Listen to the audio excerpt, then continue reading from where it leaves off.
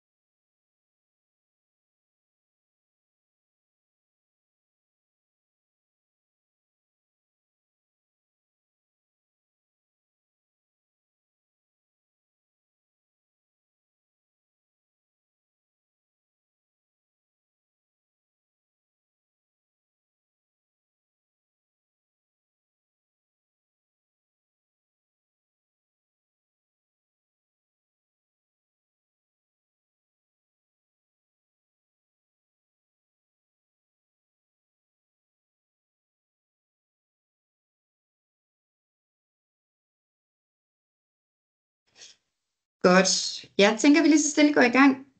Så velkommen til. Vi er 118 med lige nu online, så vi er en god flok samlet, så vi glæder os super meget til at tage jer igennem et lille program, hvor vi skal snakke om folkebiblioteker som kulturhub, og hvordan vi med rummene og rammerne kan være med til at genskabe folkebiblioteket som det her moderne og imødekommende kultursted. Og vi er jo glade for, at Lokale- og Anlægsfonden både har lavet den her kampagne, hvor de beskæftiger sig med det her emne, men også selvfølgelig, at vi må have lov til at høre om de resultater, der kommer ud af kampagnen i dag. Jeg byder bare lige velkommen her fra Tænketanken Fremtidens Biblioteker, og det er jo os, der har inviteret jer i dag. Og jeg skal bare lige sådan, løbe igennem programmet, hvad vi skal igennem i dag. Jeg byder bare velkommen, har lige et par praktiske informationer, og også fortæller om, hvad det er for et projekt, som vi kører, hvor det her tapper ind i. Så kommer Anna Hassel fra Lokale- og Anlægsfonden til både at præsentere fonden, til, hvis der er nogen, der ikke kender så godt til den, men også kampagnen Biblioteket som kulturhub. Og så endelig det her idékatalog med udgangspunkt i kampagnen, som vi lancerer i dag. Det er vi super glade for at få lov til at være med til. Vi har også nogle arkitekter med i dag, som har været med til at køre den her kampagne ud på nogle biblioteker i landet. Så vi skal høre et par eksempler på hvordan det her idékatalog er kommet i gang. Ikke? Det er blandt andet Etrumsbiblioteket, som har været case på Stadsbiblioteket i Lyngby. Det er Anne-Katrine Bisgaard Sørensen fra Arkitema, der tager os igennem det. Og så har vi biblioteket som kulturhus med udgangspunkt i Slangerup Bibliotek, hvor Ole Schmidt og Pernille Bisgaard fra Noah Architects fortæller om deres projekt der. Så har vi tid til sidst til både en lille opsamling fælles og også tid til spørgsmål. Så hvis I har nogle spørgsmål undervejs, så vil jeg gerne bede om at skrive dem i chatten, hvor min kollega Asta sidder og holder øje. Og ellers så har vi tid til spørgsmål til sidst. Og der vil jeg meget gerne bede jer om at lige sige, hvem spørgsmålet er henvendt til, om det er til Anna fra Noah, eller det er til Anne-Katrine fra Arkitema, eller Ole og Pernille fra Noah Architects, så vi ved, hvem det er, spørgsmålet retter sig imod. Men altså lige den praktiske information. Jeg tror, at vi har sørget for, at mikrofonen og kameraet er slukket hele vejen rundt, så det er super fint. Vi er mange mennesker, vi skal lige sørge for, at teknikken glider, men udover det, så er det selvfølgelig også, fordi det godt kan være lidt forstyrrende undervejs. Som sagt, så stil spørgsmål i chatten løbende, så skal vi nok holde øje og sige til, til oplægsholderne, hvis der er et spørgsmål, der sådan lige kræver afklaring med det samme. Jeg skal også sige, at vi optager webinaret og kommer til at lægge det på Tænketankens hjemmeside. Det er selvfølgelig til information, så hvis I ikke har lyst til at have et billede på, så hold kameraet slukket hele vejen igennem. Og hvis der er nogle kollegaer eller et eller andet, der ikke har mulighed for at være med i dag, så kan de finde webinaret i optaget form på vores hjemmeside fremtidsbiblioteker.dk her en af dagene, når vi lige har haft tid til at lægge det op. Og vi sender også slides ud efterfølgende fra oplægsholderne, men det bliver formentlig en redigeret form, fordi der lige er nogle enkelte slides, som de ikke kan dele. Bare så I ved det. Men altså, Tænketanken Fremtidens Biblioteker, nu ved jeg ikke, om der sidder nogen med i dag, som ikke kender os, men jeg ved i hvert fald, at der måske sidder nogen derude, som ikke har stiftet så meget bekendtskab med os, så jeg vil bare lige kort fortælle, hvem vi er. Men altså, Tænketanken er etableret i 2012 og har som formål at skabe viden, der kan være med til at finde nogle af løsninger på nogle af de udfordringer, som det moderne folkebibliotek står overfor. Vi laver både undersøgelser og forskellige projekter og initiativer, som har til formål at både generere noget ny viden, men også debat om bibliotekernes samfundsmæssige rolle nu og fremadrettet. Det handler både om, hvad skal bibliotekerne indeholde, hvad skal de tilbyde, men også en afdækning af, hvad for nogle behov, der findes i samfundet generelt og hos brugerne. Og det er i høj grad noget af det, som projektet, jeg har siddet med, Biblioteksbrug i dag og i morgen, har tappet ind i. Det er et af de projekter, vi stadigvæk kører, men som snart bliver rundet af, hvor vi både har en arrangementrække med fokus på biblioteksudvikling inden for 3 temaspor. Det har været udsatte brugergrupper, publikumsudvikling og rum, funktion og fællesskab, som det vi skal snakke om i dag tapper ind i. Men med projektet har vi også lanceret en landsdækkende undersøgelse, hvor vi har kortlagt danskernes oplevelse af og brug af folkebibliotekerne i 2023. Og projektet er støttet af Slots- og Kulturstyrelsens udviklingspulje for folkebiblioteker og pædagogiske læringscentre. Så det er selvfølgelig super glad for at få lov at stille skarpt på. Men helt kort om undersøgelsen, så handler det om, at når vi gerne vil lave den her biblioteksudvikling i nutiden, hvor vi både lever med opmærksomhedsøkonomi, stor digitalisering og et kulturelt demokrati, så bliver vi nødt til at involvere dem, som det vi gerne vil udvikle involvere. Det handler altså om borgerne, og det handler om at forstå, at der findes forskellige typer af biblioteksbrugere, og forstå deres forskellige rettede behov, så vi kan give dem noget af det, de ønsker sig og har brug for. Så undersøgelsen afdækker altså forskellige aspekter af danskernes forhold til folkebiblioteket. Det er både deres brugsmønstre, deres holdninger, præferencer, drivers og barrierer for at bruge bibliotekerne i dag. Og det handler selvfølgelig om, at vi gerne vil skabe den her, eller stille den her dybdegående forståelse af danskernes oplevelse og brug af folkebibliotekerne til rådighed for branchen, og give det her nationale nye vidensgrundlag til, hvordan man kan lave biblioteksudvikling, både lokalt og nationalt. Og ikke mindst så handler det også om, at vi gerne vil skabe nogle rammer for, at man kan arbejde systematisk og metodisk med de her forskellige målgrupper og de forskellige behov, som målgrupperne har bredt set i befolkningen. Og noget af det, som vi har spurgt danskerne om, det er, hvad biblioteket skal være. Altså, hvad er det, biblioteket skal være for et sted? Og det vi ser, det er, at mere end 75% af danskerne, de synes stadigvæk, at biblioteket skal være det her sted for dannelse og viden, og et sted for samlingen, altså opbevaringen og formidlingen af litteratur. Det er jo sådan den klassiske forståelse af, hvad biblioteket har skulle kunne rumme som sted. Men det, som vi også ser, det er, at mellem 58% og 65% af danskerne, de synes også, at biblioteket skal være det her mødested for mennesker, samlingssted i lokalsamfundet og et kultursted for kulturelle oplevelser. Så vi ser rigtig meget, at der også er nogle forventninger, nogle ønsker til rummene om, at de skal kunne rumme det her fællesskab og være det her kultursted og samlingssted. Og det er jo selvfølgelig noget af det, vi skal dykke ned i dag. Og jeg vil faktisk ikke sige mere, men give ordet videre til Lokale- og Anlægsfonden, fordi så kan de fortælle en masse om, hvordan de har arbejdet med det her biblioteket som kulturhub, altså som det her sted, hvor fællesskabet også eksisterer. Men Anna, du er velkommen til at dele din skærm. Tak. Skal vi se her, hvordan det kan foregå.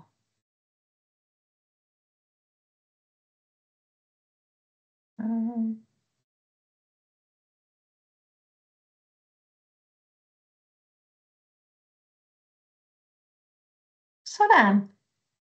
Nu skulle der være noget på vej. Det virker. Ja. Nå, det er godt. Jamen, tak, Christine. Det var jo en rigtig god indledning, vil jeg sige. Jamen, så vil jeg prøve at tage over. Jeg hedder Anna Hassel. Jeg er arkitekt, og jeg vil på forhånd sige, at jeg er ikke biblioteksekspert. Men jeg synes, at bibliotekerne er et utroligt spændende rum i det danske samfund. Og sammen med min kollega Birgitte Carlsen, så står jeg bag den her kampagne, som Lokal- og Anlægsfonden har arbejdet med her i løbet af næsten det sidste år faktisk. Jeg vil fortælle i dag lidt om, hvad vi er for en størrelse fond, fordi når man hedder fond til efternavn, jamen så tænker folk tit på, at man er sådan en størrelse, hvor man kan få en masse penge. Og det er vi også, kan man sige. Men jeg skal prøve at udvikle lidt mere, hvad vi er for en type af fond. Så vil jeg fortælle om, hvorfor vi valgte at lave Biblioteket som Kulturhub-kampagnen. Og til sidst vil jeg afslutte med vores inspirationskatalog. Og jeg tænker, at det er sådan set det næste sådan halve time cirka vil handle om. Men Lokal- og Anlægsfonden er jo en mindre fond under Kulturministeriet. Vi arbejder med fremtidens mødesteder. Vi arbejder i hele landet. Vi arbejder i Grønland. Vi arbejder på Færøerne. Og vi arbejder med viden, rådgivning og økonomisk støtte til fysiske faciliteter. Vi er som sagt en mindre fond under Kulturministeriet, og vi arbejder med viden, og vi arbejder med økonomisk støtte og med rådgivning, når man skal udvikle fysiske faciliteter til fritidslivet. Det skal være nyskabende, og derfor er vi rigtig nysgerrige på trends og tendenser inden for vores støtteområde, som er aktivt udeliv, idræt, bevægelse og kultur. Og bibliotekerne, de ligger jo lunt i svinget under kultur. Vi prioriterer altid projekter, som tager afsæt i viden og aktuelle potentialer i fritidslivet. Hvert år uddeler vi 80-90 millioner kroner, og fordi det drejer sig om byggeri, så kan I jo selv regne ud, at det er ikke særlig mange penge, så vi må vælge rigtig nøje, hvad det er, vi går med. Vores mission er at fremme en bæredygtig udvikling af fritidslivets faciliteter. Vi prøver at fremme et fritidsliv, hvor der er plads til alle. Vi prøver også at styrke arbejdet med formidling og viden. De projekter, vi arbejder med, de ligger ligesom i 2 kategorier. Der er puljeprojekterne, som her, den lille sauna, vinterbaderklubben på kanten af søen. Det er mindre projekter med en anlægsøkonomi op til 2,5 millioner. Og så er der udviklingsprojekterne til højre. Og det er jo de store kendte fondsprojekter. Det er, udover det her, hvis jeg skal komme med et eksempel i København, så kan jeg sige Havnebadet, det kender vel de fleste. Eller Kampsportens Hus, et nyligt fyrtårn ude i Nordvest. I Aarhus, der har vi støttet søsporten, vi har støttet nogle skolegårde. I Haderslev har vi støttet Street Dome, så det er sådan lidt forskelligt, hvad det kan være. Alle projekter, vi arbejder med, har et bæredygtighedsperspektiv. Og mange gange så består det faktisk af flere, af sådan et væv af både økonomisk bæredygtighed, miljømæssig bæredygtighed og social bæredygtighed. Det er vigtigt, det kan accentueres på forskellige måder, men det er noget, vi kigger efter i alle projekter, som vi arbejder med. Vi har en strategi, som sådan set sætter retningslinjerne for de projekter, som vi går i dybden med. Vi har en række pejlemærker, som ligesom går på tværs og sætter retningen for fremtidens mødesteder. Det går på tværs af både kultur, idræt og aktivt udeliv. I kan se dem her til venstre. Bæredygtighed i fokus, stedbundne kvaliteter, plads til alle, flere med i fritidslivet, flerfunktionalitet frem for multifunktionalitet, transformation frem for nybyggeri og nye rekreative uderum. Det er sådan set den ene akse. Den anden akse, det er vores indsatsområde, og det er dem, som vi stiller skarpt på i en årrække og prøver at åbne op, fordi vi ser et særligt potentiale inden for det her. Og her kan I se, at jeg har sat en grøn cirkel omkring biblioteket som kulturhub, som dengang vi lavede strategien, jo bare var en titel. Men som jeg sagde før, så arbejder vi vidensbaseret, så vi havde været ude og rekognoseret og set, hvad er det egentlig, der gør sig gældende i dansk kulturbyggeri. Fordi kulturbyggeri, det kommer jo i mange afskygninger. Det er rammesættende for, hvordan vi forstår, udøver og udvikler kultur. Historisk så blev kulturens huse skabt som statussymboler for den herskende magtelite. Og flere af de her huse er jo stadigvæk i brug i dag, men fungerer som offentlige rum. Og det er steder, hvor vi kommer, hvor vi oplever og dyrker kulturen. Det, som er vigtigt, det er jo, at hvis vi fortsat skal udvikle gode kulturbyggerier i Danmark, hvor flere føler sig velkomne, så er det vigtigt at stille skarpt på, hvad er det egentlig, som virker, og hvad er det, som ikke gør.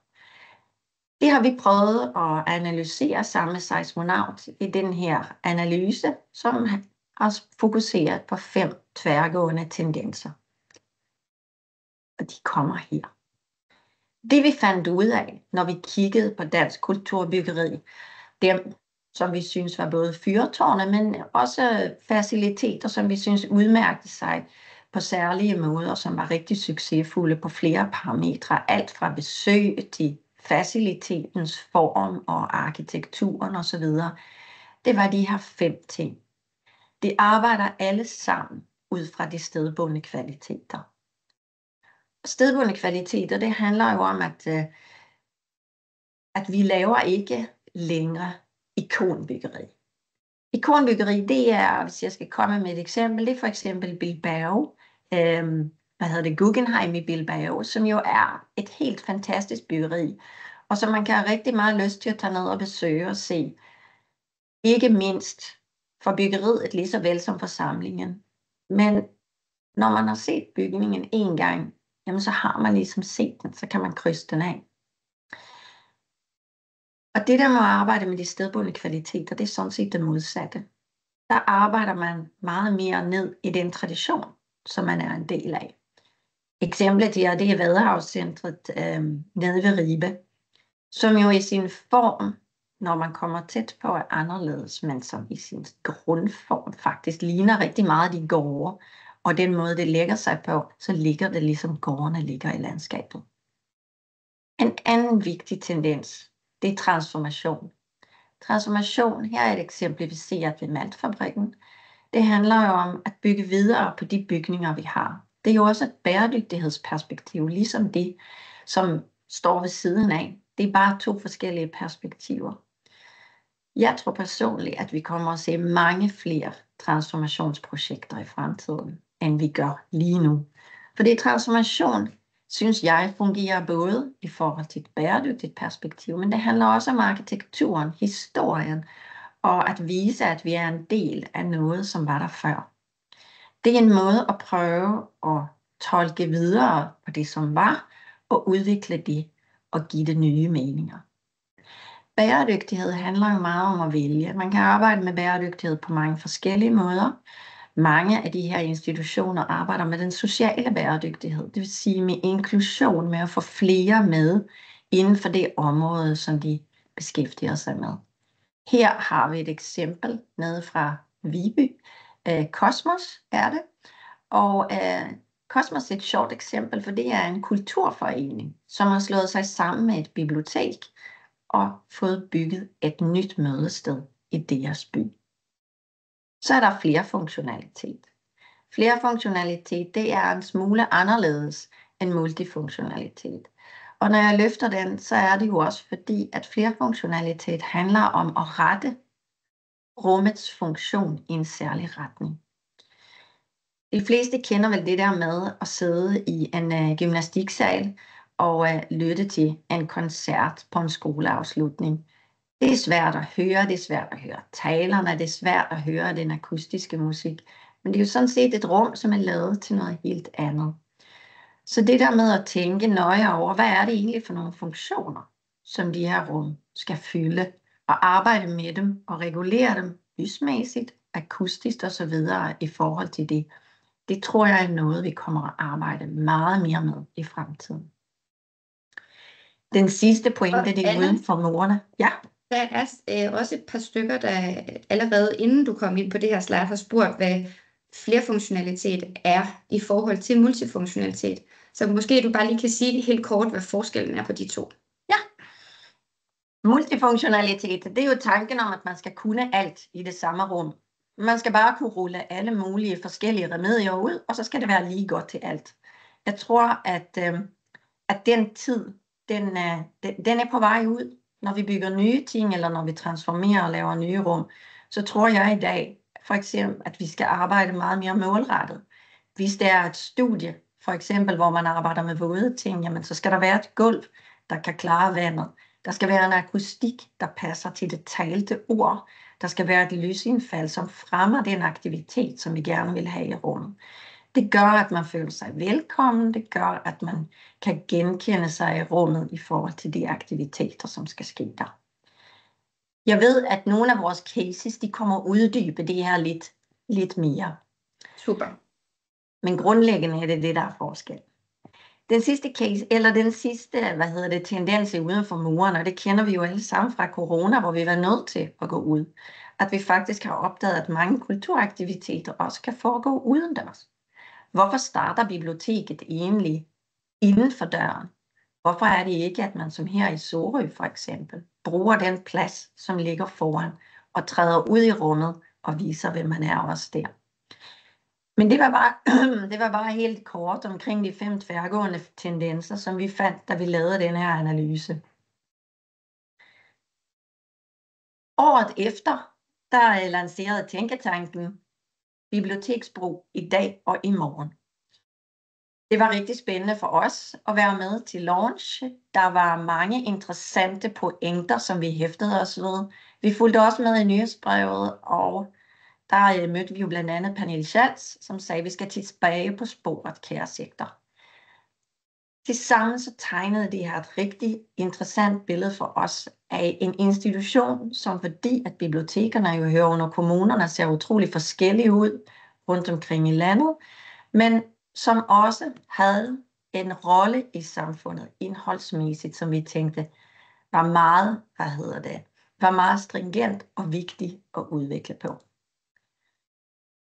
Vi kiggede dybt i rapporten, og I kan se til venstre nogle af de pointer, som Christine også berørte tidligere. Og til højre kan I se den grønne, det som vi i vores arbejdsgruppe ligesom fik ud af det, vi læste. Vi fæstner os ved, netop som jeg sagde før, at biblioteket er lokalt forankret, og det er kommunalt organiseret. Der er altså ikke en opskrift på, hvordan et bibliotek ser ud som fysik. Selvom vi alle sammen har et billede inde i hovedet, så er der jo faktisk ikke en opskrift på, hvordan et bibliotek skal se ud. Vi hæfter os også ved, at færre unge bruger bibliotekerne. Hvad kan man egentlig gøre for at arbejde med det? Og at fremadrettet, der vil biblioteket både findes som digitale og fysiske platforme. Det er jo også en ny udfordring, som vi ser i forhold til for måske 20 år siden. Vi formulerede en målsætning for det her. Og det handler om, at vi skulle undersøge, hvad der skal til, hvis de danske folkebiblioteker skal udvikles til relevante og vedkommende mødesteder for flere brugergrupper end dem, som i dag bruger biblioteket. Vi skal prøve at udfordre opfattelsen. Vi skal prøve at fremme en bæredygtig omdannelse, og vi skal invitere flere med ind i kunsten og kulturens rum, hvor biblioteket er vært. Det er sådan set baggrunden for biblioteket som kulturhub. Vi tog også på studietur, og vi tog på studietur til Helsinki, og jeg blev fuldstændig forført, da jeg kom ind i Oodi. Fordi Oodi var jo bare et fantastisk sted. Jeg synes på mange måder, så var det ligesom hele det, som det moderne samfund på en måde handler om. Det var en utrolig fri og åben bygning, og den var fyldt med mennesker. Der var en tydelig information. Jeg følte mig ikke overvældet af noget som helst, men jeg havde det sådan som, at jeg kom ind i en ny verden. Og da jeg gik ud, så var jeg faktisk lidt klogere på, hvad Helsinki var for en by, og hvem det var, der boede der. Jeg synes, det var et rum, som rakte ud, og som orienterede sig mod sine omgivelser. Det var en fantastisk oplevelse. Og jeg tænkte, der er rigtig meget at vinde ved at prøve at undersøge, hvordan det her kan se ud i en dansk kontekst. For vi har jo Dokken, som er vores flagskib. Men Dokken ligger i Aarhus, og hele landet er fyldt af biblioteker. Og jeg tænker, der er rigtig, rigtig mange, som kan udfolde det her spørgsmål sammen med mig og os, og vise, hvordan det her ville kunne se ud. Helt kort, så gik vi på med den her kampagne i slutningen af november 2023. Vi annoncerede på vores hjemmeside, og der var sådan en ret kort ansøgningsproces på 3 uger. Vi modtog 24 ansøgninger. Vi valgte 8 biblioteker, som vi skulle arbejde sammen med i kampagnen. Det var Frederiksberg, det var Højbjerg Bibliotek, Ikast Bibliotek, Lyngby Stadsbibliotek, Køge Bibliotek, Slangerup, Struer og Viborg Bibliotek. Forskellige steder rundt omkring i landet. Alle sammen karakteriseret af en forskellig bygningstypologi og med hver sin udfordring, som de tydeligt havde formuleret. I løbet af januar, der skulle hvert bibliotek vælge en rådgiver, en arkitekt, som de kunne samarbejde med i det her kampagneforløb, som strakte sig fra januar frem til april. Vi havde 3 faser i kampagnen. Den første fase var også klart den, som var mest forvirrende. Det ville sikkert mange af deltagerne så nikke til. Den havde visioner og vilde idéer.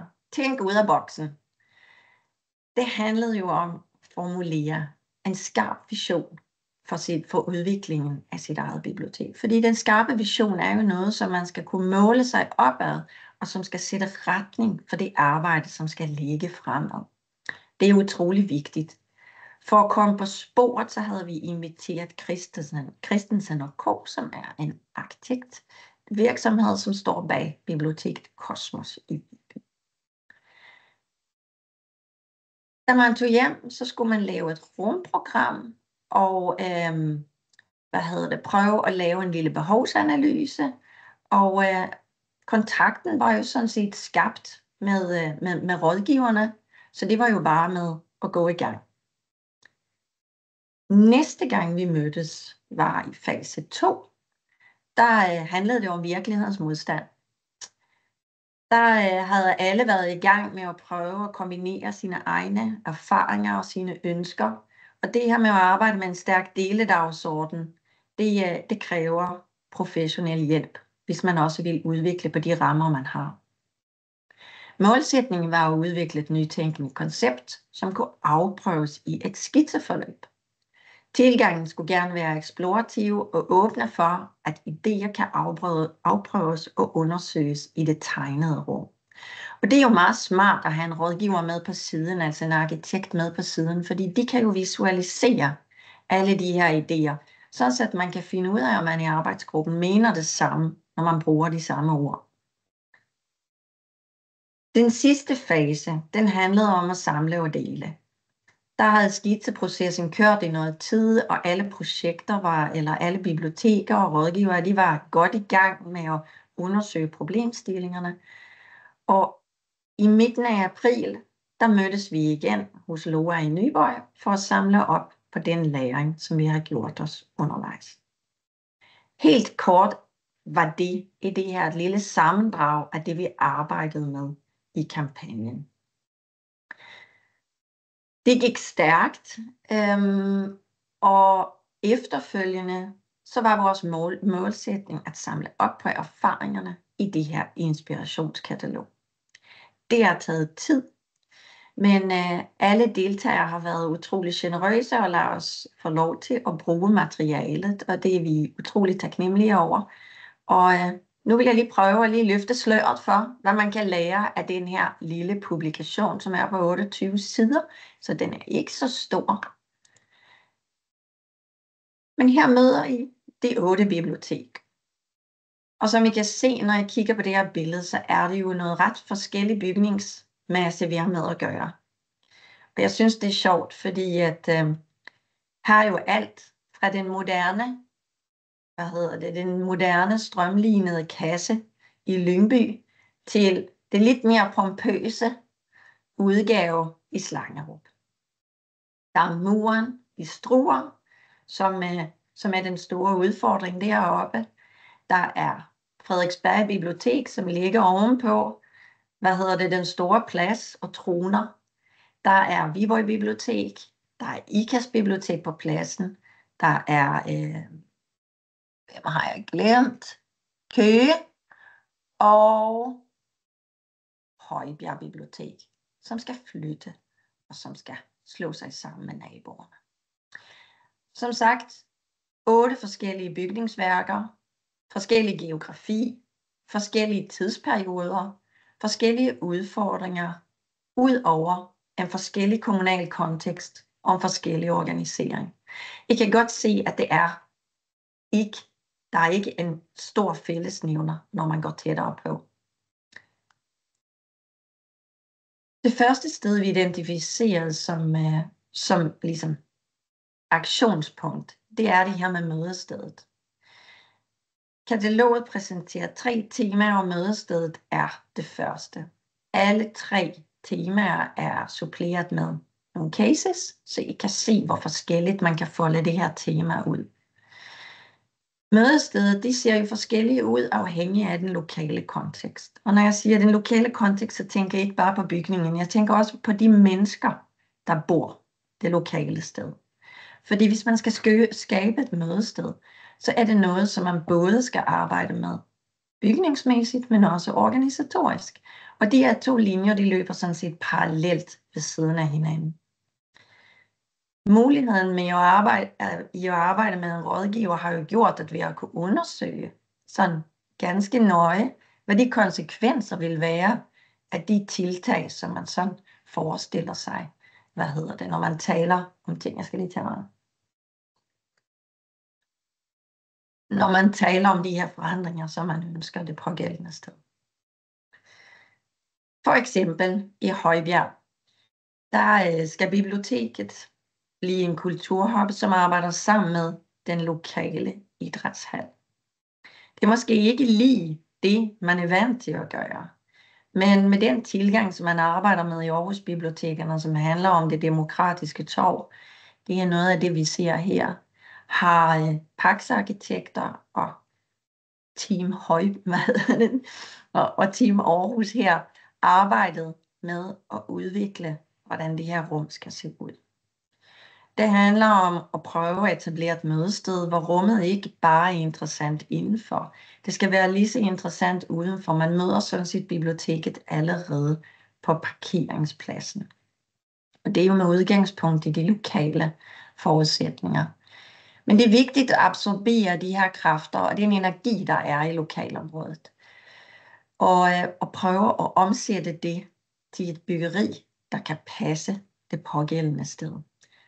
Det her er jo en af kampagnens få nybyggerier, Men vi har også en anden type mødested med, og det er Slangerup, som I kommer at høre mere om senere. Og derfor vil jeg bare skøjte lidt hurtigt hen over den. Men som I kan se her, er tilgangen ganske anderledes. Her er biblioteket mere intakt. Det er ligesom den lyserøde del på tegningen her. Og så er det suppleret med nogle andre typer af rum. Blandt andet et orangeri, en rigtig fin have og en kultursal ved siden af.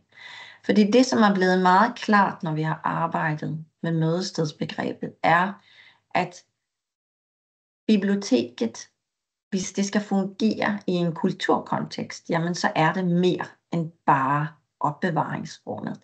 Der skal noget mere til, og det kan se forskelligt ud afhængigt af den kontekst, man er en del af. Det får I høre lidt mere om, når Noah kommer på. Vi har også arbejdet med ankomsten. Ankomsten er rigtig, rigtig vigtig, fordi det er i ankomsten, som man sådan set sætter forventningen til, hvad er det, man skal kunne det her sted. Det er her, man sætter forventningen til, hvordan man føler sig velkommen. Og man signalerer for brugerne, hvad det er for et sted, man har kommet til. Hvad kan man gøre her? I diskussionen omkring ankomsten var der blandt andet et bibliotek, som sagde, vi har holdt op med at spørge og bare sige velkommen. Vi har begyndt at spørge, hvad skal du bruge dit bibliotek til i dag, når du kommer? Og jeg synes, det er en rigtig spændende måde at tænke på det her med hvordan man kan arbejde med sin ankomst. Fordi selvom det kun er en verbal frase, så kan man omsætte den i rum. Og det har vi prøvet at arbejde med på forskellige måder. For eksempel her har vi en case fra Frederiksberg. Frederiksberg Bibliotek består jo af den gamle bygning, der ligger over jord, men den består også af et rum, et børnebibliotek, som ligger under jord. Det er et sted for de unge, og det man har fundet ud af det er jo, at unge, det er jo ikke bare én kategori, men rigtig mange. Det er rigtig stor forskel på, om man er 6 år, eller om man er 8, eller om man er 13. Man har forskellige behov. Og grænserne er vigtige at overholde, hvis man vil attrahere de unge, særligt tweens og teens. Det her handler om at etablere en særlig indgang for de unge. Fordi det der med at gå op ad den store trappe og sådan komme ind gennem den store indgang og ned ad trappen, det kan være meget, meget langt. Man finder der ned, når man kører barnevogn. Ja, det gør man. Men hvis vi også vil have fat i nogle af de unge, som sidder på pladsen, som hænger rundt, som bare måske ikke rigtig ved, at biblioteket også godt kunne være et sted for dem, hvor de kunne mødes, hvor de kan lave deres lektier, hvor de kan lave gruppearbejde osv., jamen så skal vi måske have en anden måde at komme ind på. Der skal en ny identitet på banen. Her har Adept arbejdet med en ny. De har brugt det store ovenlys til at skabe en ganske fantastisk indgang, som på pladsen bare ses som en lille pavillon, men som åbner op for et helt nyt univers under jord, hvor man sådan set har bygget et helt nyt hus inde i huset. Man faciliterer sådan set, at de mindste ikke løber ind til de store. At der, hvor man skal være som teenager, der har det sådan automatisk lidt mere loungepræg. Man sidder sammen på en anden måde, og man henvender sig på en anden måde til hinanden i rummet. En anden måde. Ja. For god ordens skyld, så vil jeg bare lige sige, at tiden. Jeg skal lige holde øje med, så vi har tid til at se de der 2 eksempler også. Ja. Et andet eksempel, som I kan se i kataloget, det er i Struer. Der har man en stor rød mur, som ligger i vejen. Og den drømmer man sådan set om at aktivere. Men Struer har også et andet problem, og det er, at det altid blæser. Så man har brug for det her sted, hvor man kan komme ind, hvor man kan føle sig velkommen, hvor det er varmt, hvor det måske ikke lige kun handler om at låne bøger, men hvor det også handler om at folde nogle andre aktiviteter ud, eller bare mødes. Det har man gjort i det her projekt, som sådan set mest har karakter af et orangeri, men som forbinder biblioteket med kulturskolen, med musikskolen, som ligger på den anden side, og på den måde skaber nogle nye forbindelser. Den sidste tendens, vi har arbejdet med her, eller det er zonerne. Det handler om at arbejde i etrumsbiblioteket, at lave rum til forskellige behov i det samme rum. Det er en udfordring, jeg tror rigtig mange af jer kan genkende. Den her frustration og de her forstyrrelser, som breder sig, når man føler, man sidder oven i hinanden. Et svar, der sætter alt på hjul, det tror jeg ikke, men I kommer at høre meget mere om den her case, når Anne-Katrine kommer på her lige om lidt. Fordi hun har arbejdet med at organisere rummet på nye måder, og skabe flere rum i rummet.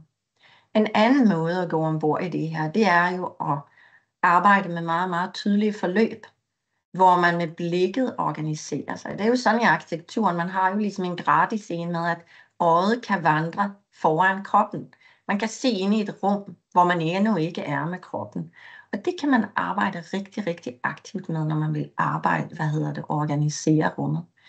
Her i Viborg har man arbejdet med at etablere sådan set nogle centre for aktivitet, men hvor der også er visuelle forbindelser, sådan så man kan sagtens være i et rum, se ind i det andet, og det kan skabe en rigtig god social mobilitet, blandt andet blandt børn, forstået på den måde, at hvis du keder dig, eller du føler dig lidt udenfor, så kan du se, hvad der foregår et andet sted, så det er let at flytte sig, og på den måde blive del af noget nyt.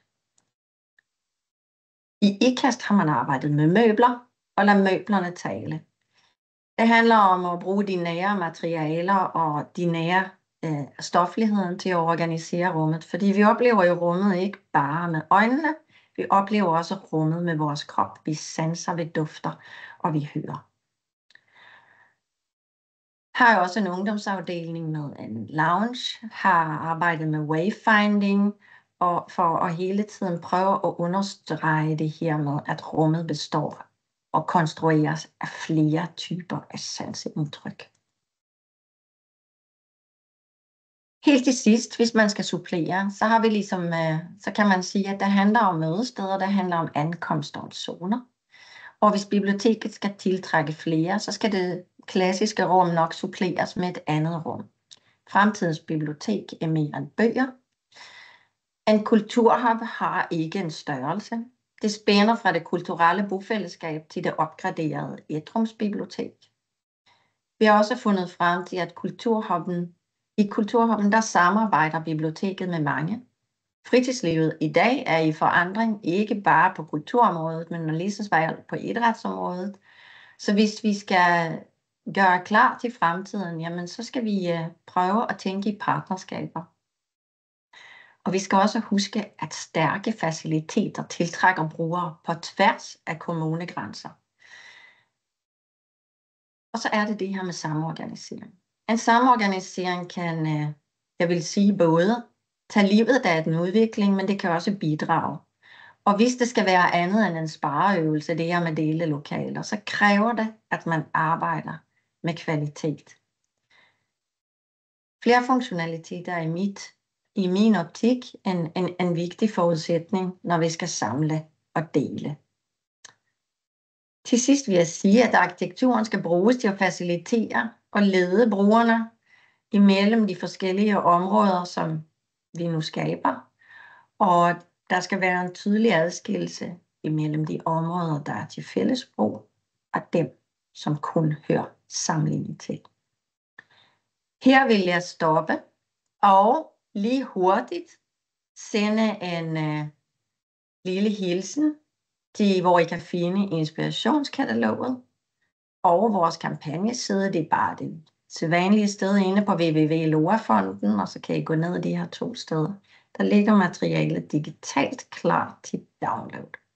Og nu vil jeg sådan set invitere Anna-Katrine til at tage den videre og udfolde Etrumsbiblioteket i Lyngby. Ja, tak skal du have, Anne. Godt.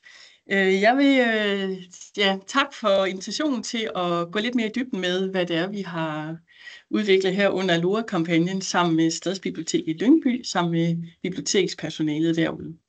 Det kan være, at der sidder nogen til stede, så må de jo gerne falde ind, og jeg håber, der bliver tid til en lille spørgerunde også. Men det her projekt, vi starter med åkanderne ude foran Mølledammen i biblioteket, fordi det egentlig også er et billede, der symboliserer alt det, der sker i biblioteket. Der er noget, der flyder rundt. Der er et flydende forløb af mennesker og aktiviteter.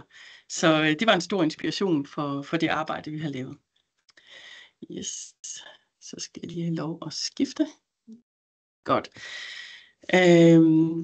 Jeg har lovet Anna Hassel, at vi skal fokusere lidt på zoner i det her oplæg, og så vil Noah komme ind på nogle andre elementer. Men jeg vil lige hurtigt tage jer igennem for at følge os i, hvordan vi har arbejdet med zoner, så lige hvad var hele problematikken, Og det her, det handler jo om, at Stadsbiblioteket i Lyngby havde en ønskeseddel, et program i starten af LOA-kampagnen, som vi fik overrakt, kan man sige, og så startede samarbejdet der. Og de havde fundet ud af rigtig mange ting, som de kunne tænke sig at forbedre, og det handlede for det første om at finde vej til biblioteket, helt ude fra bygaden, Lyngby Hovedgade, og ind, der var lidt lang vej ind til kernen af biblioteket. Så handlede det også om at skabe tydeligere og mere fleksible zoner for alt det, der finder sted i det her bibliotek i Lyngby. Og der finder rigtig mange ting sted i det smukke hus ved Mølledammen. Så handlede ønskerne også om at få aktiveret de fantastiske udearealer, som ligger ved det her bibliotek. Og ja, det handler jo i virkeligheden om, hvordan kan man gå ud og ind af biblioteket fra mange forskellige steder i det store rum. Nederst til højre, der ser I kernen i biblioteket, som er det betjeningsmiljø, som samler alle funktioner og henvendelser i dagens gang. Yes. Men når vi går i gang med sådan en sag og skal kigge på det, så starter vi også med et lille tur tilbage og ser, hvad er det egentlig, vi har med at gøre. Vi har en fantastisk smuk, nogen vil sige, den meget cool glasbygning, der ligger her ved Mølledammen i Lyngby. Og det var faktisk, hvis man går lidt tilbage i historien, så var det et meget radikalt bibliotek. Det blev bygget eller færdigbygget i 1968, og det var faktisk meget radikalt for datiden. Det blev kaldt et kulturcenter i starten, og nu hedder det så biblioteket. Men det blev i virkeligheden opført som et kulturcenter med både bibliotek og en meget dejlig sal til arrangementer. Så her tog man faktisk i 1968 hul på det, som vi står overfor i dag mange steder, hvor kulturaktiviteter blinder ind imellem bogreolerne. Yes. Og det ligger her, det er de gamle tegninger, det ligger her ved Mølledammen, og her har vi biblioteket, som ligger en lille smule tilbagetrukket fra Lyngby Hovedgade. Der er en gammel bygning her, og så har vi de oprindelige greb her. Der er så bygget til i 2003, hvor man byggede en ekstra påbygning på med en ny indgang. Yes. De fleste ved, hvor Lyngby ligger, men jeg vil alligevel lige zoome ind på det her billede, hvor man kan se, at der er det gamle bibliotek fra 1968, og så er der, som med så mange andre biblioteker, så sker der nogle udviklinger, nogle udvidelser, og den her bygning fra 2003 var sådan set et forsøg på at komme lidt mere frem til gaden og skabe en tydeligere indgang, hvor den oprindeligt har ligget længere tilbagetrukket her. Og det er jo sådan set et ret vigtigt element også i, hvordan vi går til bygningen. Vi viser her nogle rå billeder, inden vi arbejder med en 3D-model i processen, fordi det handler om at forstå både stedet og rummet. Og her kan man se, at vi har igen Lyngby Hovedgade, og biblioteket er sådan lidt gemt væk herinde, bagved en bygning og nogle andre fine gamle bygninger og en masse skønne træer og høje mure. Så det handlede også om at komme ind i biblioteket, helt ude fra Hovedgaden. Så handler det også om, når man kommer ind og få sat, på arbejdet med zoningerne. Det er det, jeg skal fokusere på her. Det her, det er en optegning af reolerne, som de stod før vi gik i gang med arbejdet, og der gør man jo det rigtig fint, som man gør rigtig mange steder. Man forsøger at skabe nogle rum med, man bygger simpelthen med reolerne, og det er jo et rigtig godt greb mange steder. Men det betyder selvfølgelig også, hvis der foregår noget herinde i reolrummet, så er der lidt begrænset adgang for andre, der skal ind og have fat i deres materialer. Men her er alle mulige gode eksempler på, hvordan man, inden vi gik i gang, har opstillet forskellige funktionsreoler. Og hvad er det så, der skal finde sted? Som sagt, og alle de her tendenser, som du så fint har fortalt om, Anna, altså der er rigtig, rigtig mange mennesker, alle aldre på alle tidspunkter af dagen og året, som mødes omkring forskellige ting i biblioteket. Så vi havde også en proces med Lyngby-befolkningen, hvor vi ligesom fik koncentreret, hvad er det egentlig, det her handler om, både som bibliotek, men også som sted. Både som et sted i byen, og som et sted, der forbinder naturen lige uden for Mølledammen med byen, og den fantastiske placering skal forstærkes, fordi det har noget at gøre med det stedbundne. Hvordan kan vi skabe den tydelighed? Så handler det også om at forbinde nutid og fortid. Det handler om, at der er nogle historier i bogreolerne. Det handler også om, at der er en historie på det her sted. Og så handler det om, at der er noget, der foregår lige nu. Og det handler også om de allermindste børn, som har fået deres fantastiske rum i det her bibliotek. Så handler det om de yngre og de ældre. Der skal være plads til alle i det samme rum. Det her det er jo etrumsbiblioteket med alle de fordele og udfordringer, som det rummer. Det handler i høj grad om at kunne finde sig til stede i forhold til den akustik, man kan skabe, akustisk regulering. Så handler det også om, at der skal være plads til fordybelse og plads til forsamling.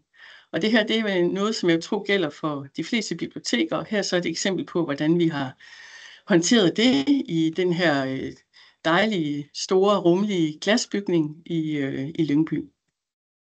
Og det har vi gjort med 4 hovedgreb. Jeg skal gøre det kort her. Vi kan jo læse i det, når vi deler slides bagefter, men det handler for det første om at komme rigtigt ind i biblioteket, så vi har arbejdet med en ny synlighed, en ny hovedindgang, som handler simpelthen om at flytte den hovedindgang fra 2003 op på plateauet igen, som har en meget mere tydelig ud- og indgang til de her vidunderlige udarealer, der ligger rundt omkring bygningen. Så handler det om at fore reolet i højere grad, eller fore rummet med reoler i endnu højere grad. Der er masser af arealer her, hvor man kan skabe en struktur, som kan indeholde ikke bare materialer, men også artefakter og siddepladser osv. Det er noget, vi er rigtig glade for at arbejde med, vi kan se, der har en god effekt. Så handler det om at skabe det her rum, man kan forvalte selv med fleksible scenetæpper, kalder vi det, som danner rum og ro, og som man selv kan justere alt efter, hvad der skal finde sted i rummet. Så handler det også om, ideen her i kataloget handler også om at skabe nogle mere mobile elementer, som ikke var lineære reoler, men det vi kalder bogtræer, som kan bruges til alt efter tiden på dagen eller arrangementets karakter og skabe et flow og fokus, som vi skriver her. Man kan simpelthen styre flowet med de her elementer, og så kan man skabe fokus som en slags rummelig plakatsøjle på det, der skal finde sted. Jeg går meget hurtigt hen over det, som handler om at komme fra Lyngby Hovedgade og helt ind i biblioteket på en ny måde. Det kan I orientere jer om, når vi deler materialet. Jeg går også lidt hurtigt hen over, at vi har arbejdet med nogle scenarier. Det her det er fra processen med Lyngby Stadsbibliotek, hvor vi har arbejdet med nogle scenarier på, hvordan vi kan inddele rummet med de fleksible scenetæpper. De ligger også i det materiale, vi deler med jer, men der kan I simpelthen se, hvordan vi i det konkrete rum har skabt nogle forskellige scenarier, illustreret dem, så vi kunne have en dialog med bibliotekspersonalet om, hvordan tænker vi, det her vil fungere. Kan man sige, ideen, grebet, zoningen, som vi skal tale om, er samlet i den her samlende skitse, som fortæller om, hvad der sker på en dag, en typisk dag, på året i det multifunktionelle etrumsbibliotek, eller det flerfunktionelle. Men det handler om, at der er noget, der skal finde sted side om side, så der er noget, der er ganske fast, og der er noget, der er mere fleksibelt. Her har vi for eksempel et arrangement på, her har man et dobbelthøjt skønt rum, der hedder Torvet, hvor der finder bogoplæsninger og foredrag sted. Og her kan man så afsondre rummet med uldfiltgardiner, således at man stadigvæk kan bevæge sig op på første sal, uden at forstyrre dem, der sidder her på torvet. Og når man sidder her til oplæg, kan man få et kig ud over en meget smukke Mølledam.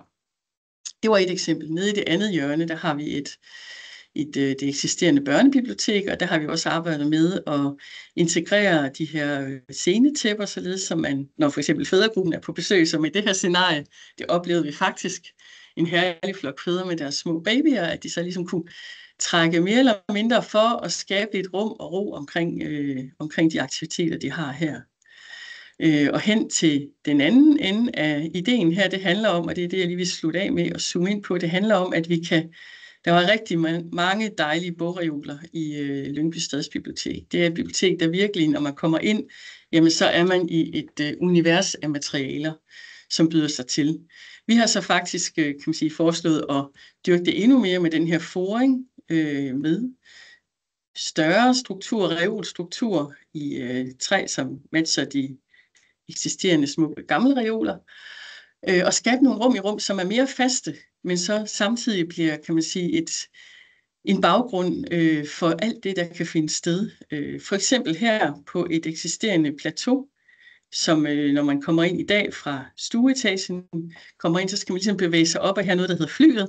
Og der har vi sådan set skabt det var et lidt udefinerbart rum i dag. Og lige nu er vi faktisk i gang med at fore det her rum med en meget stor træstruktur, som opsamler alt det, der skal finde sted her. Og det er alt lige fra at sætte sig ned med en kop kaffe, til at blive inspireret af det, der er lagt ind i de her store reoler, til at læse tidsskrifter og aviser, som ligger på den her væg. Og her har vi faktisk nok gang i et spændende eksperiment, vil jeg sige, som vi tror rigtig meget på, vi og bibliotekspersonale i Lyngby.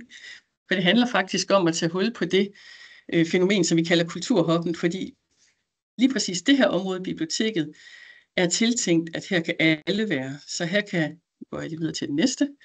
Jeg hopper lige over den her. Hvis vi kigger lidt nærmere på, her har vi et eksempel på, at de helt små børn er samlet. De spiser madpakker på et tæppe på gulvet.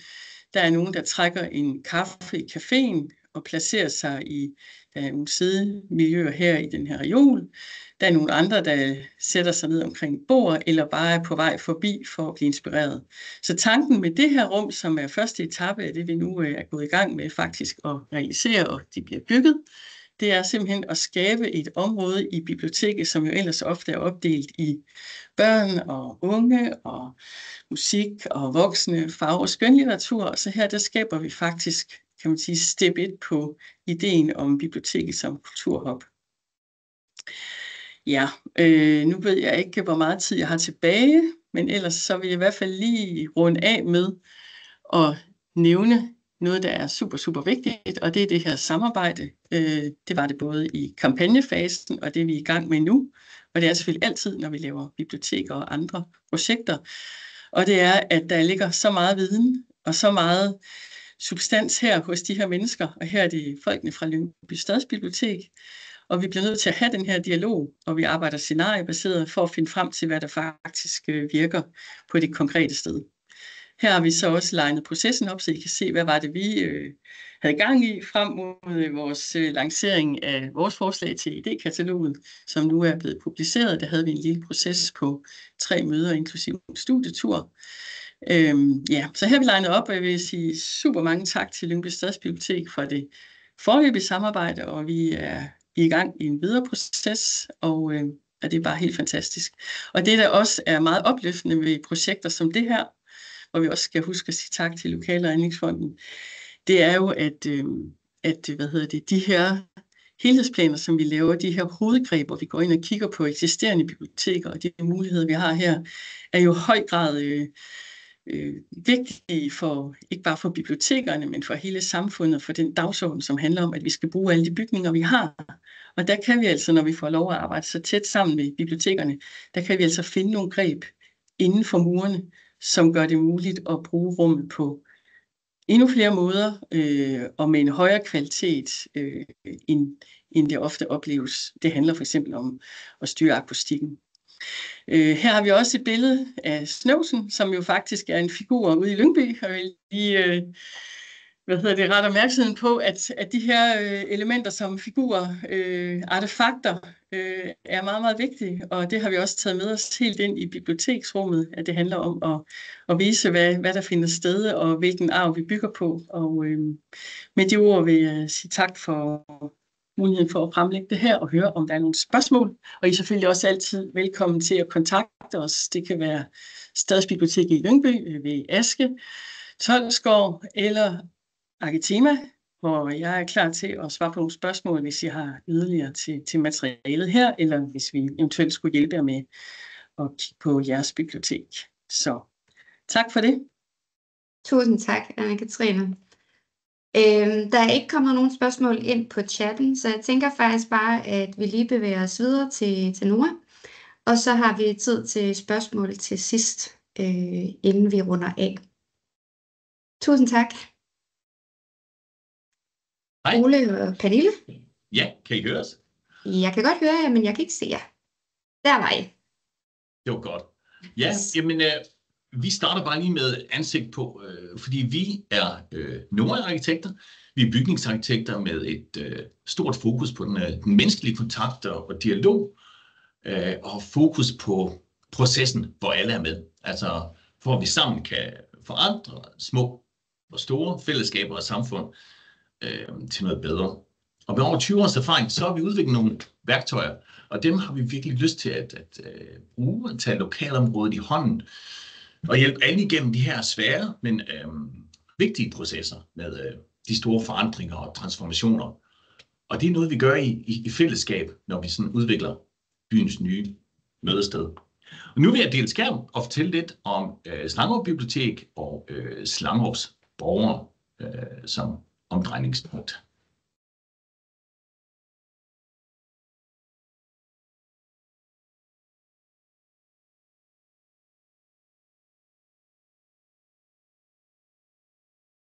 Kan alle se, eller hvordan? Ja, vi kan godt se jeres slides. Godt. Super. Jeg vil lige få lidt den der. Udgangspunktet for Slangerups biblioteks deltagelse i kampagne var, at man ønskede at udvikle og opdatere Slangerup Bibliotek. Og så var det, at borgerne de ønskede et nyt kulturhus.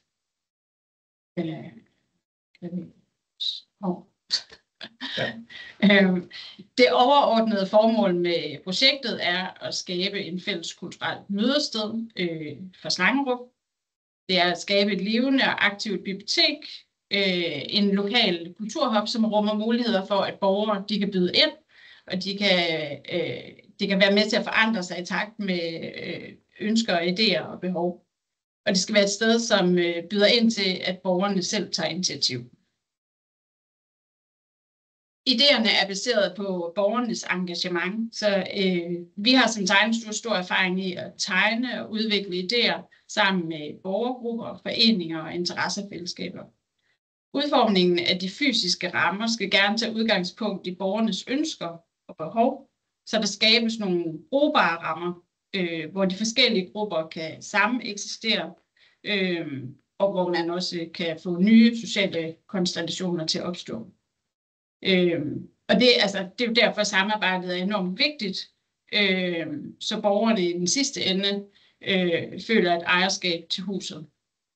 Målet er, at borgerne selv skal blive kulturentreprenører, så arkitekturen indbyder til, at man selv tager initiativ og kan ende med at facilitere nogle kulturaktiviteter.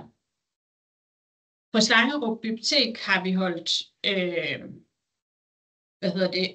inddragelse med biblioteksbrugere og folk, som ikke er vant til at komme på biblioteket, så nye borgere og lokale kulturaktører og foreninger. Og hvad sagde de involverede så? Det var, at man ønskede et uformelt mødested for mindre og større grupper, for børn og familier. Man ønskede, at det skulle være åbent og venligt. Man ønsker et sted, hvor der er plads til aktiviteter. Det kunne være børneteater, oplæsning, mindre koncerter og foredrag. Man ønsker et vidensdele. Man kunne rigtig godt tænke sig læringsrum, hvor man lærer og lærer fra sig. Og så har vi talt meget om omdannelse af en eksisterende have, Nasrimgård, som ligger mellem rådhuset og biblioteket, og omdanne den til en nyttehave med involvering fra grønne nabofællesskaber og lokale skoler. Så har der været tale om et lyst og åbent orangeri, der skulle være forbundet til biblioteksrummet, værksteder, fælleskøkken til undervisning og fællesspisning, langbord til fællesspisning både ude og inde, og så samarbejde med nogle lokale klubber, der er funderet andet sted, eller hvad hedder det, der er lokaler andet sted i byen, men stadigvæk måske mangler nogle kvadratmeter. Så har vi også mødtes med de unge, og de unge, de var mellem 17 og 20 år, og de ønskede et sted, hvor man kunne være, uden at nogen stillede krav. Og så fortalte de lidt om, hvad de havde lavet selv, da de var sådan mellem 14 og 16 år. Og de fortalte, at de unge i Slangerup, de går tur i større grupper rundt omkring i byen, fordi de ikke rigtig har så meget at lave. Og så, når det er koldt, så hænger de ud i det lokale solarie, fordi at der er så dejligt varmt. Og her talte vi også om, at de kunne godt tænke sig nogle værksteder med f.eks. keramik, eller hvor man kunne lave noget med træ, håndarbejde, og de kunne også godt tænke sig nogle studiepladser.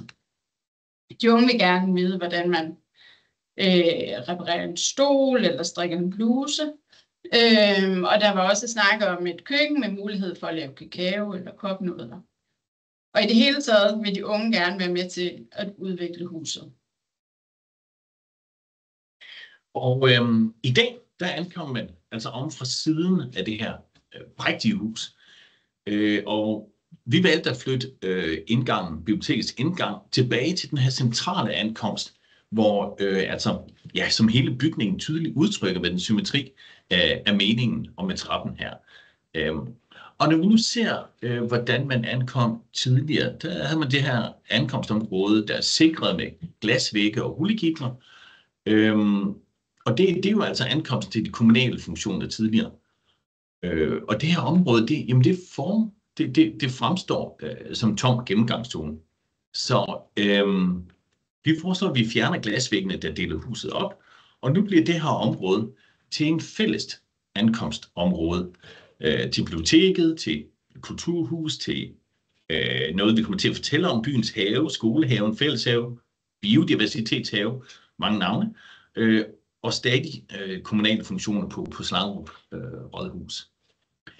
Og det giver en højere grad af transparens og åbenhed i det her arkitektoniske udtryk og oplevelsen. Og avislæserne, jeg ved ikke, om I kan se vores mus, får deres fællesstue med udsigt over byen, og børnebiblioteket indrettes med fokus på sprogstimulering, men også læring, altså ved hjælp af sanser og motorik. Man kan bevæge sig lidt. Og personalets skranker og kontorer flytter ind i hjertet af biblioteket, og fremstår dermed altså mere åbne og indbydende. Så tilføjer vi et lyst og åbent orangeri. Det bliver bygget til biblioteket, og så binder det jo biblioteket sammen med den her eksisterende gymnastiksal. Og det er vigtigt at få den forbindelse, og det er også vigtigt, som mange har sagt, det her det er jo udviklet i virkelig mange samtaler med byens borgere. Det er vigtigt, at den stadig fungerer som en idrætssal, uden dog nødvendigvis at være 100% gymnastiksal.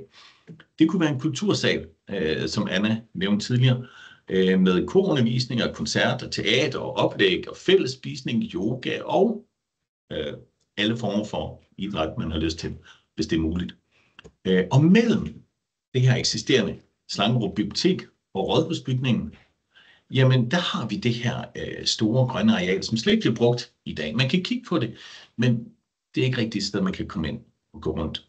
Så vi har taget fat i foreningen Grønne Nabofællesskaber og haft dem med til vores møder, og så har vi googlet lidt og fundet en lokal bonde, kendt fra tv, med et biodynamisk jordbrug. Og de med deres faglighed skal nu være med til at udvikle et biodiversitetseksperimentarium, en borgerkøkkenhave sammen med borgerne. Og planen er, at der skal dyrkes råvarer, som bliver tilberedt og spist sådan i fællesskab. Og det er også en måde, at biblioteket træder ud i naturen, som der blev talt om tidligere. Og så slår vi lige ned et par steder, for her ser vi en skitse af den nye fælles ankomst her.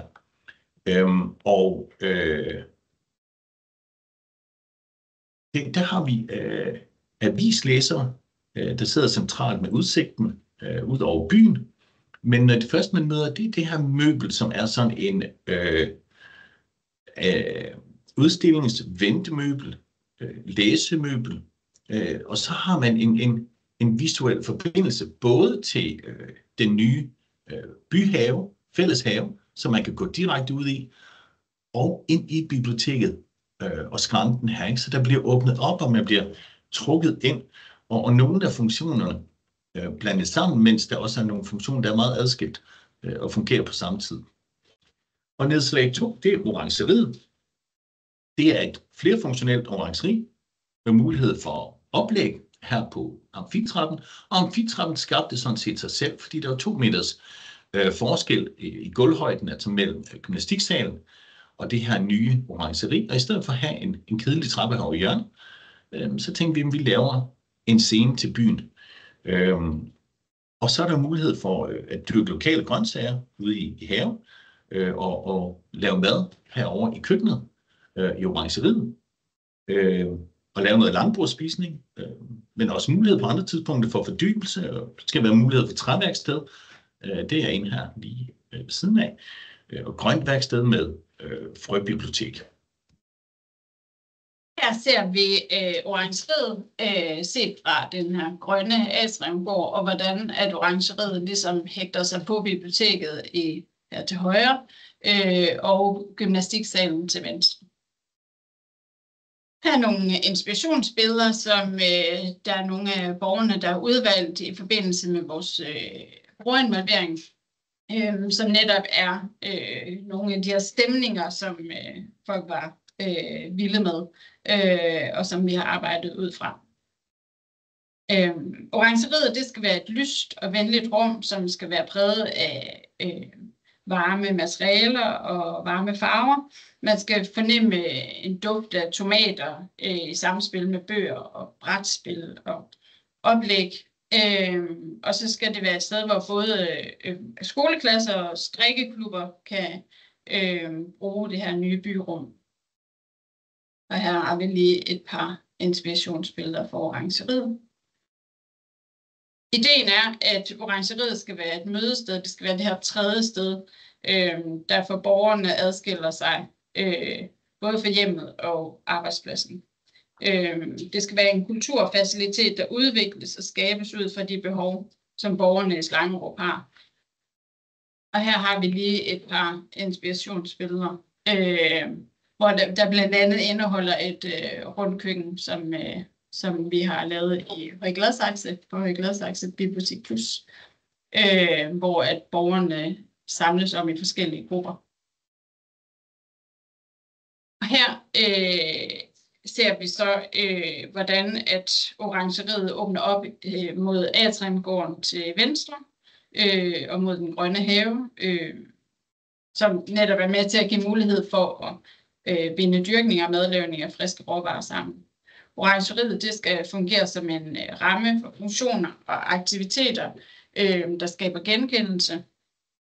Og det er afgørende, at der er det her tilhørsforhold eller en ejerskabsfølelse blandt borgerne. Og så har vi lige nogle referencebilleder, der viser noget om de her værksteder, som man har haft stort ønske om. Og det der med, at man kan komme ind og afprøve ting, man kan lære fra hinanden, og man kan lære på tværs af generationer. Gymnastiksalen forbindes til orangeriet, og man kan booke salen til fællessang, yoga, bordtennis eller fællesspisning. Og så kan den mørklægges og har faciliteter som sådan en blackbox, og kan være sådan en funktionelt plug-and-play-facilitet for turnéteatre, cirkus og musik. Her ser vi børnebiblioteket. Det skal vække børns interesse for litteratur og styrke børns sproglige udvikling. Rummet, som vi ser her, vender mod øst, og morgensolen, det er simpelthen en gave for småbørnsforældre, der kan drikke bibliotekets kaffe, mens de leger med og giver deres børn nogle gode oplevelser med bogstaver og bøger. Og derved ligger grundstenen til gode læsevaner for livet. Læsehemsen er en del af et motorikmøbel i 2 etager, som med leg inviterer til at bruge den her indskudte etage. I dag bruges den utrolig lidt, da den eksisterende adgangstrappe er lidt gemt, og den er simpelthen svær at finde. Og det fremstår ikke som et rum til borgerne. Under hemsen, der ser man den her højtlæsningshule eller filmhule, og hele møblet er det er inspireret af en workshop, vi havde med 6. klasser, som netop er tegnet en masse af de her skitser til, hvordan de tænkte, at rummet kunne indrettes, og selve atriumgården. Ja, så børnene tegner sådan set vores projekter, det er jo børnearbejde. Men vores proces forløber egentlig ens i alle biblioteker. alle biblioteker, vi arbejder sammen med, men resultatet er altid helt vildt. Det er vidt forskelligt. Og her ser vi Gunnar, der underviser i madlavning til nogle andre 80-årige. Og det var der behov for i den situation, og det runde køkken, så man netop kunne se Gunnar og ikke se hans ryg. Og det er nemlig altså de her lokale behov og stemmer, der skaber den her skræddersyede identitet til det enkelte bibliotek. Altså det er bare vigtigt, fordi det er også dem, der skal bruge det og modtage det. Og hvad er så de her lokale behov og lokale drømme? Ja, det finder vi ud af, altså løbende, og nu er det også noget med at læse mellem linjerne, fordi altså vi er med fra start til slut. Her er vi i starten i Slangerup, og vi er også med altså helt til slut og lidt efter. Og det er igennem de her møder med borgerne, at husets drømme og tilbud og funktioner samles som det her sådan spraglede kludetæppe af tanker og visioner, der senere skal organiseres til en velsmurt funktionel helhed. Og som I kan se, så går ønskerne i mange retninger, og der skal prioriteres. Og til sidst skal de daglige rutiner tænkes ind, så det bliver funktioner, der kan betjenes af de ansatte i høj grad, men også af borgere, ung som gammel i mange situationer. Og hvis de her funktioner bliver ligesom for tænkte, eller for komplicerede, eller for funktionelle, jamen så risikerer vi, at funktioner ikke bliver udnyttet optimalt, og så mister rummet sin værdi. Som arkitekter, det er også, så er den eksisterende bygningskrop noget, der skaber muligheder, men også naturlige begrænsninger for de her muligheder. Som arkitekter, jamen, så ser vi jo på lysets gang, som Pernille også har nævnt, hvor der er dejlig morgensol til tidlig kaffe med en avis, eller morgenhygge med barnet, der er vågnet klokken 6 eller klokken 5. Men også, altså, hvor kommer solen så hen i løbet af eftermiddagen? Hvor falder eftermiddagssolen ind af vinduet, når skolebørnene får fri fra skole? Og hvor er aftensolen så kommet hen i forhold til bygningen og vinduer osv., når det er tid til foredrag om aftenen, eller de der først er fri senere, jamen de kommer på biblioteket. Solens gang er vigtig, og det er akustik også. Fordi god akustik, det ved vi alle, får sanserne til at slappe af og giver mulighed for fordybelse i modsætning til dårlig akustik, altså der forstyrrer, altså ubevidst nogle gange. Og vi løser som arkitekter de her akustiske udfordringer. Vi personligt gør det ved at skræddersy løsninger til forskellige rum. Her ser man en reol, vi har bygget et andet sted med indbyggede hulplader. Og bag de her hulplader, jamen, der er der så akustiske løsninger, som er bygget ind i reolen. Og bibliotekerne her, jamen det er måske en offentlig institution, det er det jo, men det skal ikke føles institutionelt, når man kommer ind. Det må gerne være hyggeligt. Man må gerne føle sig velkommen og hjemme, på samme tid med, at det fungerer, altså i husets sådan travle hverdag. Og der har vi jo også stor fokus på materialer som arkitekter. Altså stoflighed og farvetoner, altså der sådan indarbejdes efter ånden i lokalsamfundet. Skal det være farverigt og indbydende, eller afdæmpet og trygt? Det er alt sådan efter stedets ånd, og det skal vi jo finde ud af undervejs, for det er meget forskelligt fra sted til sted. Og det handler om stof og træ og glas og keramik og linoleum og tegl, og ikke mindst altså genbrug af alle de her materialer.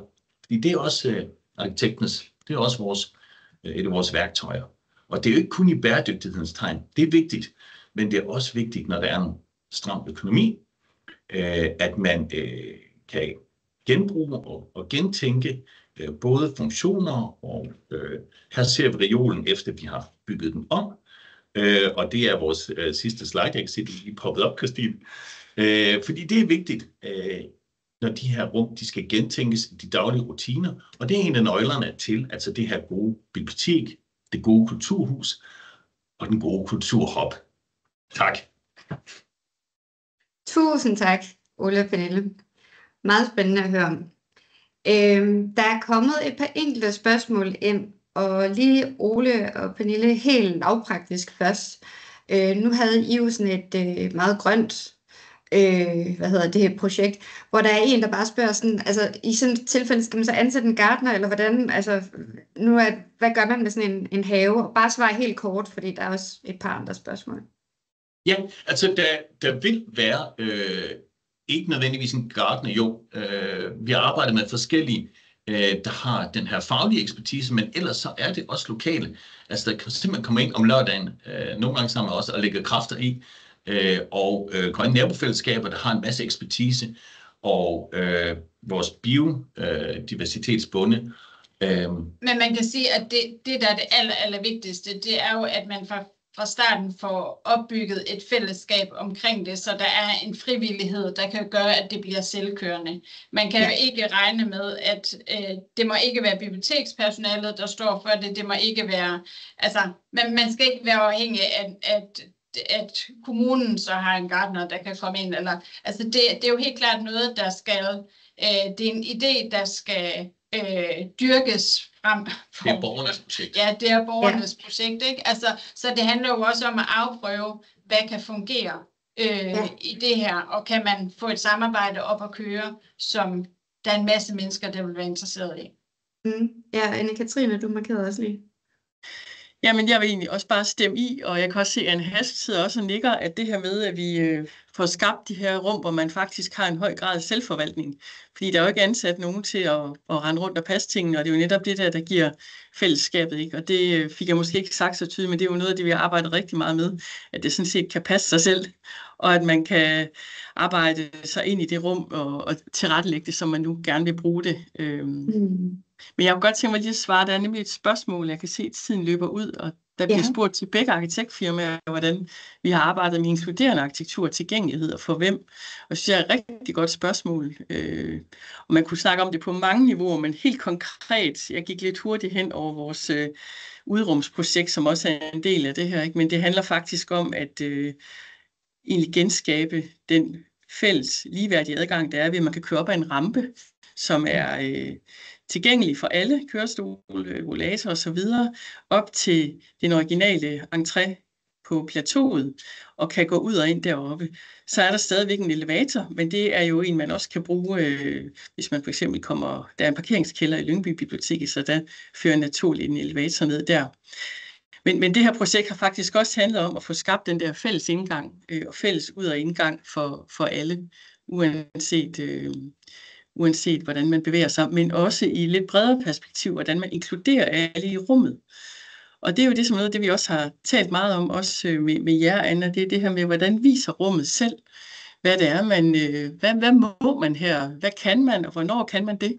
Og det er jo sådan et sindrigt, hvad kan man sige, i virkeligheden lidt et spil med, hvad er det, man sætter, hvad er det for nogle artefakter, hvad er det for nogle materialer, hvor er kaffen, og i Lyngby, der arbejder vi med også at have et meget stort tæppe på gulvet, som vi er ved at udvikle på. Hvordan kan man lave en zone, hvor de helt små kan kravle hen og sætte sig, hvor de små kan spise madpakker. Så der er sådan en hel masse ting, og det vil Ole og Pernille nikke til, ikke? Hvor vi kan justere, sikkert på, at vi er fuldstændig på samme hammel her, hvor vi kan justere adfærden, som vi siger, således at alle kan være til stede, alle kan føle sig tilpasse i rummet, fordi det fortæller, at der både er plads til børn og ældre, ikke? Ja. Jeg tror lige, jeg tager ordet nu, fordi at vi har 5 minutter tilbage, og sådan helt lavpraktisk, så tænker jeg, at der sidder nogen derude, som måske tænker sådan, okay, men nu har den her kampagne kørt, hvad gør vi så, hvis vi også er blevet inspireret til at lave nogle projekter hjemme hos os? Og Anna, det kan være, du kan lige opsummere, hvordan kommer man ligesom i gang, eller hvad er det, vi kan gøre her? Jamen, jeg synes, det er rigtig vigtigt, som jeg sagde i starten, at tage udgangspunkt i det lokale. Og det er derfor, vi har de her 2 cases med i dag. Super godt repræsenteret 2 forskellige bygninger, men også 2 forskellige typer af lokalsamfund med 2 forskellige profiler i forhold til det her med ejerskab. Hvad arbejder man sammen om? Hvad laver den ene part? Hvad laver den anden part? Det synes jeg er det første sted. Man kortlægger det, man har, og ser, hvad har man at gøre godt med i virkeligheden. Og det er sådan set der, man tager fat. Jeg vil altid anbefale, at når man er færdig med sin visionsproces, som skal være skarp, jamen så skal man prøve ting af på tegning. Man skal tegne sig igennem nogle af de spørgsmål, som rejser sig, for at få svar, så man ved, om man faktisk taler om det samme, når man bruger de samme ord. Og jeg tænker, at måske fisker du også efter, hvordan fremtiden eventuelt kan se ud i samarbejde med os. Det kunne godt være, der var nogen, der sad og tænkte det jo. Ja, det kunne jo være. Hvad hedder det? Og der vil jeg bare sige, at kampagnen hos os har jo været en videnskampagne. Det vil sige, at det har ikke handlet om at støtte konkrete projekter. Nu er der nogle af projekterne, som sådan set har blevet båret videre i det politiske system, og som vil blive til rigtige projekter. Sådan ser det i hvert fald ud på nuværende tidspunkt, og det er utrolig glædeligt, hvis den her vifte kan blive til virkelighed. Men i LOA, der arbejder vi jo altså, som sagt, med de projekter, der kommer ind. De skal være nytænkende. Vi støtter ikke interiør, så man kan ikke søge penge til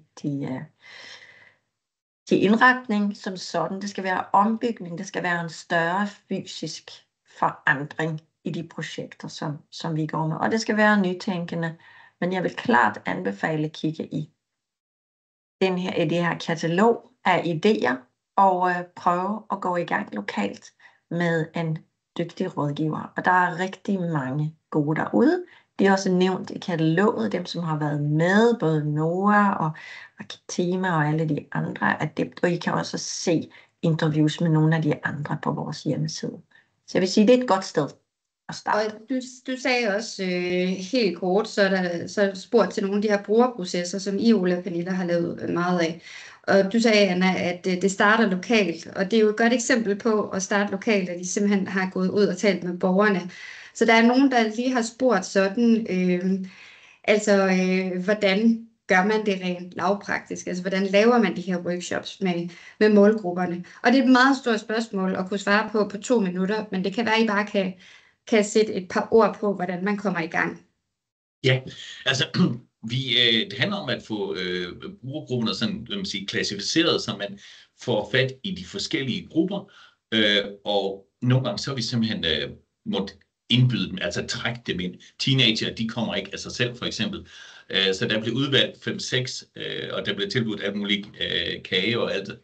Og ellers så var der borgermøder, og der kom ret mange. Det er oftest ældre, der kommer. Og så måtte vi også med børnefamilier. Altså, det var nogen fra biblioteket og nogen fra skolen. Skolen, der altså vidste, hvem de måske kunne trække på og sige, vil I ikke godt komme? Og så handler det jo også lidt om at have noget lokal viden i forhold til, hvilke aktører der er i området. Altså, og hvem har ytret på et tidspunkt, at de godt kunne bruge noget plads. Så det handler lidt om, at man er lidt afhængig af nogle lokale kræfter. Og så snart at man ligesom har dem inden for dørene, så er der jo simpelthen, folk de holder virkelig ikke tilbage med at komme med alle mulige. Nej, og 4. klassen, der har vi klædet med skolen, så fik vi hele 4. klassen ned en hel dag. 6. klasse her, ja. Og tegnet med dem og bygget. Og som jeg har forstået det, så faktisk på begge biblioteker er projektet ligesom ikke, altså det kører faktisk lidt videre. Det er ikke bare blevet ved inspirationsprocessen, er det ikke rigtigt? Det er slemt ikke. Det er rigtigt. Jo, det er det. Vi er faktisk i gang med at bygge, jeg svarer lige i chatten her, men vi er i gang med at bygge den store rumreol her i første del, som bliver det her, kan man sige, indgreb, der gør, at man kan bruge det her rum mange kvadratmeter, der ikke rigtig benyttes så intensivt i dag, og kan bruges af alle. Ja. I løbet af 2025 kan man besøge det. Fantastisk. Jeg tror, at det blev det sidste ord. Altså, det er jo virkelig dejligt at se, at det ikke kun er blevet ved inspiration, men det er også blevet til reelle projekter derude. Jeg kommer som nævnt til at dele de slides i jeres reviderede udgaver som til dem, der har tilmeldt sig webinaret. Og vi lægger også optagelser på vores hjemmeside, så man har mulighed for at se det efterfølgende. Og hvis der er nogen derude, der sidder og har øvrige spørgsmål til Anna, eller Anne-Kathrine, eller Ole og Pernille, så er der i hvert fald mulighed for at tage kontakt til dem efterfølgende. Der vil være kontaktoplysninger i inspirationskataloget, som jeg også nok skal sende et link ud til, så I kan finde det nemt. Men ellers vil jeg bare sige tusind tak til jer, fordi I vil være med i dag. Ole og Pernille, Anne-Kathrine og Anna selvfølgelig. Og ellers bare tusind tak til alle jer, der har lyttet med. Så sender vi ting ud. Så tak for i dag. Tak fordi I var med. Tak. Hej. Hej. Hej.